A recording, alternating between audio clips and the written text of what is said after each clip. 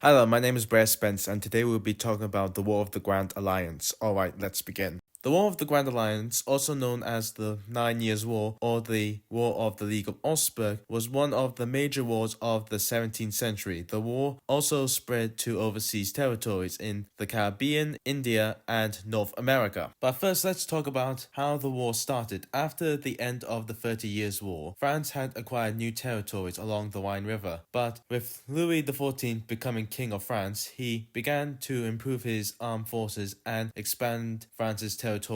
By the 1680s, France was the most powerful nation in Europe and had the finest army in the world. But these conquests had made many enemies, with the Habsburgs and the Dutch being Louis's major enemies, with them forming an anti-French alliance with the Holy Roman Empire, Spain, Netherlands, and Savoy. On the 27th of September 1688, King Louis XIV ordered 30,000 men to cross the Rhine and besiege Philipsburg, surprising the defenders. This surprise attack put the Holy Roman Empire on the back foot, with Philipsburg falling on the 30th of October, and the French army devastating the countryside of southwest Germany till June 1689. As this was going on, William of Orange invaded Britain on November 9th, starting the Glorious Revolution, which is a topic I already done, so link to that video in the description. So watch it if you want a full understanding on what happens next. It's okay, I'll wait.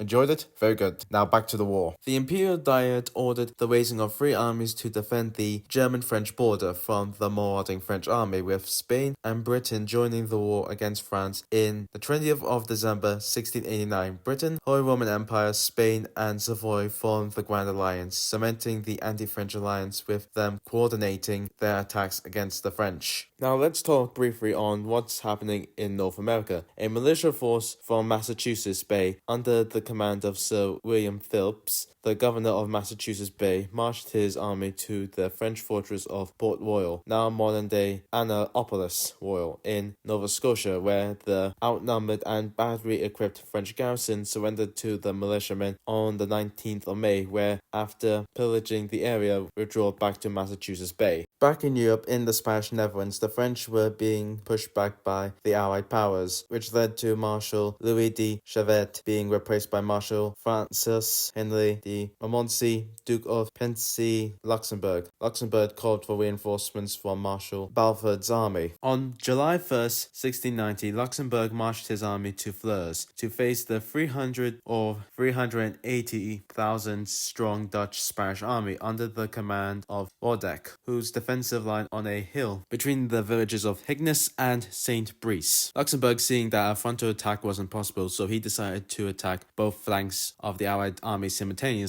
The French army split into 4 columns, with each column going to Higbes, Fleurus, St. Amand, and St. Brice. Waldeck didn't notice that he was about to be outflanked on both sides, and at 10 a.m., the French artillery opened fire on the Allied army with great effect. On the French left, the French cavalry charged but was repulsed, and the French cavalry disorderly retreated back to Fleurus to regroup. On the French right wing, the French cavalry had more success, and they drove off the Allied cavalry, and the French infantry assaulted both flanks of the Allied armies, pushing the Allied armies back, with the Dutch infantry forming a square as a rearguard as the Allied army retreated back to Nivelles, and the Dutch square was destroyed by the French. The Battle of Fleurus was one of the bloodiest battles of the age, with both sides suffering heavy losses, with the French losing between 3,600 to 7,000 men, and the Allied army losing between 11,000 and 21,000 men. With such losses, the Flanders front became quiet for several months. At sea, the French won a decisive victory at the Battle of Beachy Head on July 10th, 1690, which led to a panic in England over fears of a French invasion of England. But King Louis XIV had no interest in invading England, and he let the opportunity slip away. Back in America, Sir William Phillips launched an invasion of Quebec, but William's army was defeated by the French army on October 24th. The following year saw little action except in Piedmont and Catalonia fronts, but during the winter of 1691 to 1692, the French prepared for an attack on Namur in the Spanish Netherlands and an invasion of England.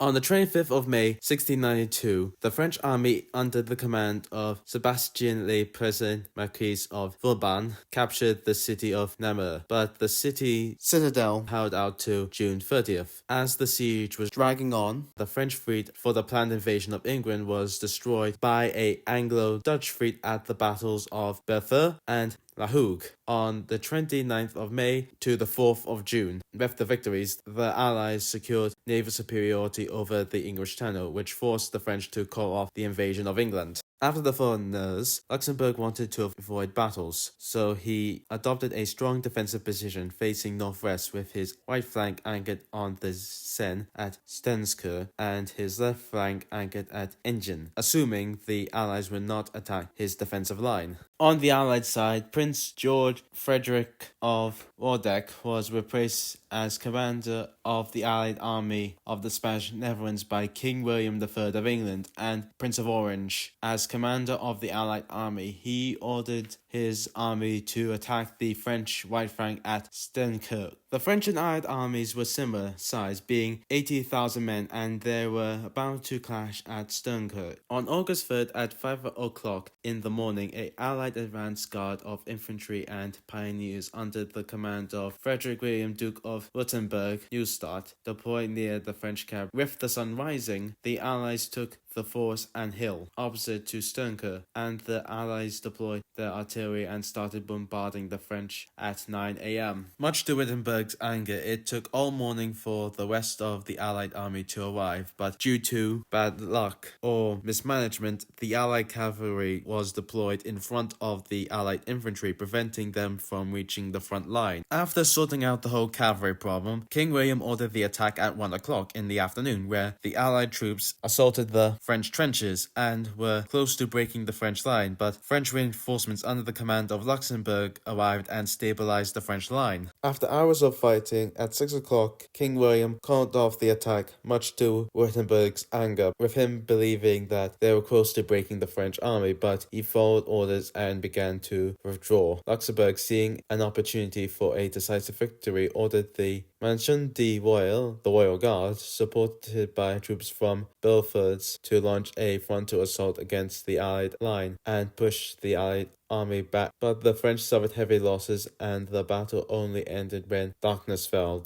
Under the cover of darkness, King William ordered his troops to retreat to Harley, and the French called off the pursuit, with the French suffering 7,000 to 8,000 casualties and the Allies suffering 8,000 to 10,000 casualties. With the French victory at Steenkerque, the French were able to secure their defensive line. In the Italian front, despite Savoy having some success, the French delivered a series of defeats on Savoy, forcing Savoy to abandon all the territories they had gained. For a while, the war saw little action between 1692 to 1695, except for the French victories at the Battle of Lagos, where the French fleet ambushed a Anglo-Dutch fleet, and the Battle of Landen, where Luxembourg defeated the Allied army in Landen. But on January 4th, 1695, on his return to Versailles, Luxembourg died. His death deprived the French of a brilliant commander, and his replacement, Duke de Valois, wasn't as good as his predecessor. The Allied army, after recovering their strength, laid siege to Namur on July 2nd, 1695, and after a long siege, the city fell on September 4th, which was an important victory for the Allies, but due to the heavy casualties, the Allies were unable to launch an offensive to exploit the victory. In 1696, things were quiet with little action, but on the 29th of August, France and Savoy signed the Treaty of Turin, which forced Savoy out of the war. And with Savoy out of the war, the other Allied powers started negotiating with France. And on the 20th of September, 1697, the remaining Allied powers signed the Treaty of Rijswijk, with France having to cede Luxembourg and Tourcoing to Spain. France restored Freiburg, Bizen, and Kiel to the Holy Roman Empire, and the Dutch had the right to garrison troops in the Spanish Netherlands. If you like this video, like and subscribe. See you next time.